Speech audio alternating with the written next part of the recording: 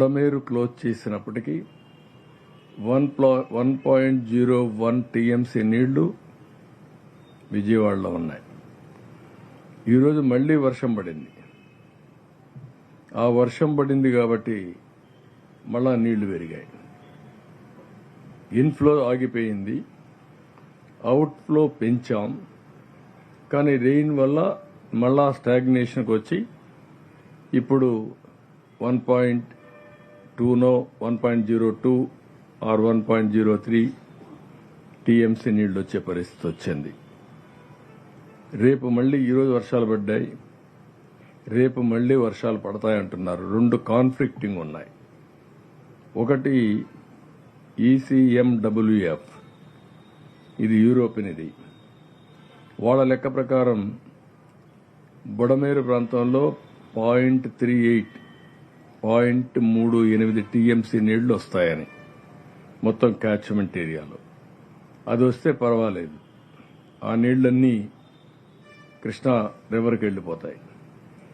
అదే మరి విజయవాడకి 0.09 అంటే 0.09 టీఎంసీ నీళ్లు వస్తాయని.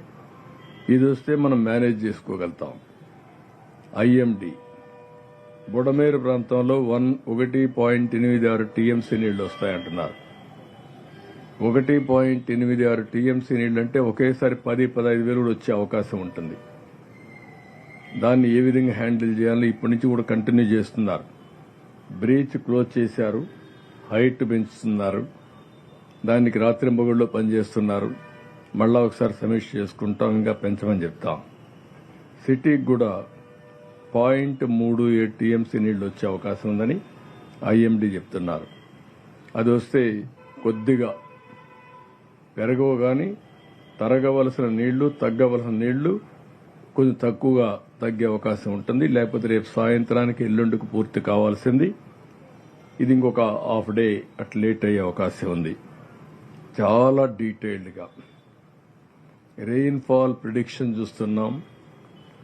ఇన్ఫ్లో అరికట్టగలిగాం, ఇక్కడ పడే వాటర్ను చూస్తున్నాం, అడ్డంకులు తొలగిస్తున్నాం, ఎక్కడికక్కడ ఈ నీళ్లన్నీ పంపించడానికి ముందుకు పోతున్నాం.